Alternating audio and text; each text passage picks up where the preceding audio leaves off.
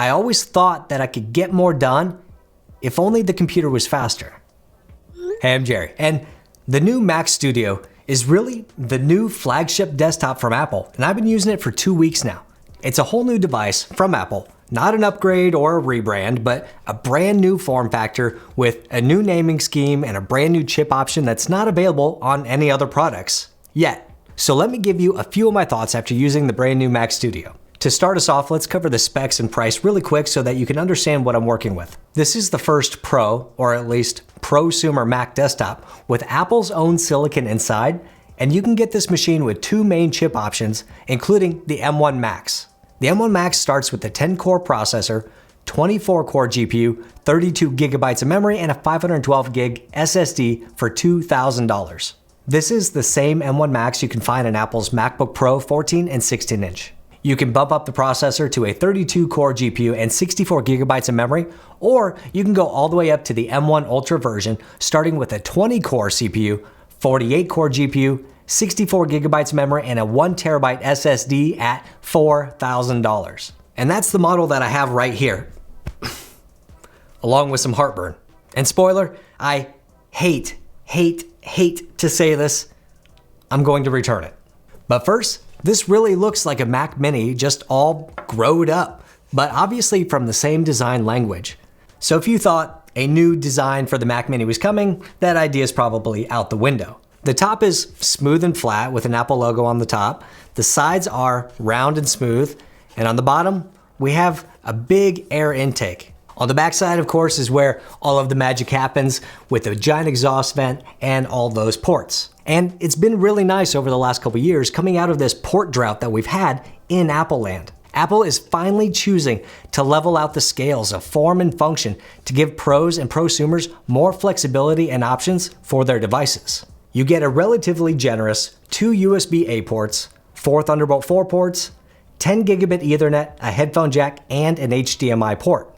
But even though there are more ports on this device than any other recent Mac, you can still fill them up relatively quickly after you start connecting displays, SSDs, speakers, and other accessories, which you can see in my Mac Studio accessories video. On the front, there are 2 Thunderbolt 4 ports and an SD card reader, and over the last 2 weeks, I've used the crap out of both of these. Who would have thought that front ports on a desktop computer could be useful? Like I said, there are 2 Thunderbolt ports on the front when you have the M1 Ultra version of the Mac Studio. Otherwise, they are just 10 gigabit per second USB-C if you order with the M1 Max.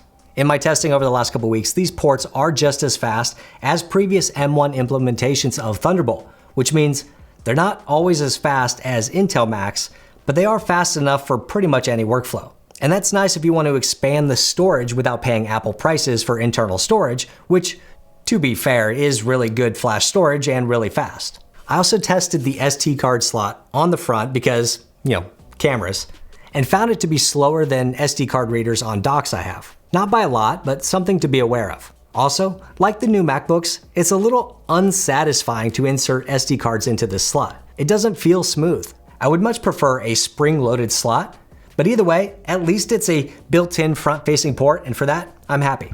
The new Mac Studio with M1 Ultra is a solid brick of a computer, and I mean that almost literally. Like, I'm tired of holding this thing up already. This version has a 2-pound heavier heatsink than the M1 Max version, and because of this, I actually named it Cinderblock. Now, despite the heft of this beast and this rubbery ring on the bottom, you can see right here, this thing does still slide around the desk pretty easily. Like, you can easily move it around. So if you're connecting cables to the back of this thing, you're probably going to have to use 2 hands because it will just push the computer around. And you know how much I hate using 2 hands.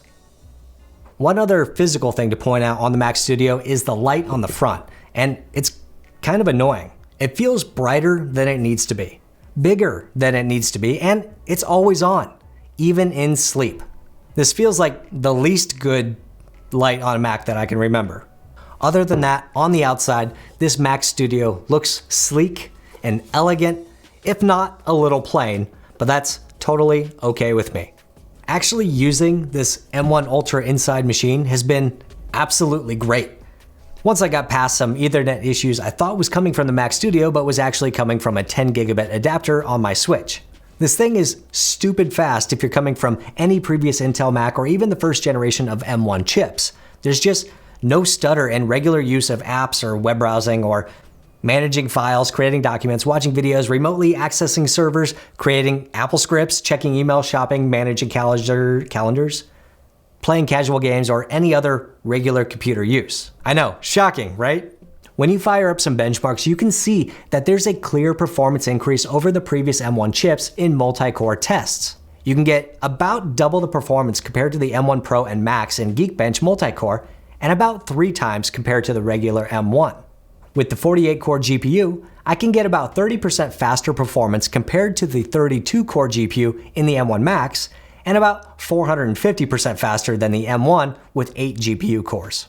You could search YouTube and find a whole lot of benchmarking tests that confirm that the M1 Ultra is roughly twice as fast over the M1 Max, and even in some real-world scenarios like actual Blender rendering, not just benchmarking. And just FYI, the fans never, not even once, spun up past regular idle speed in any test I performed. The fan is at a constant 1300-ish RPM speed, which is not silent, but is very low volume and quieter than the fans I have in my studio lights. Now, the most pressure that I personally put on a computer is video editing.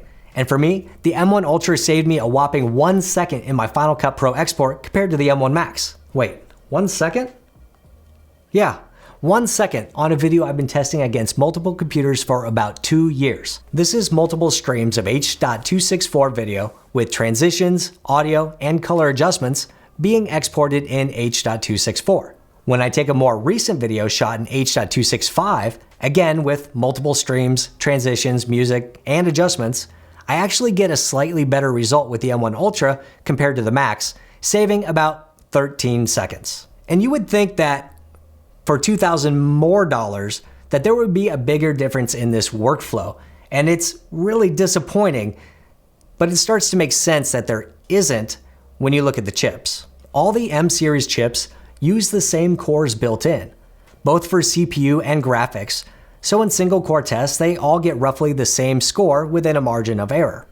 They all do hardware media encoding, but the Pro has a dedicated media encoder-decoder, the Max has 2 of them, and the Ultra has 4. And that's where all of the encoding and reading of those video files is being done when I export a video.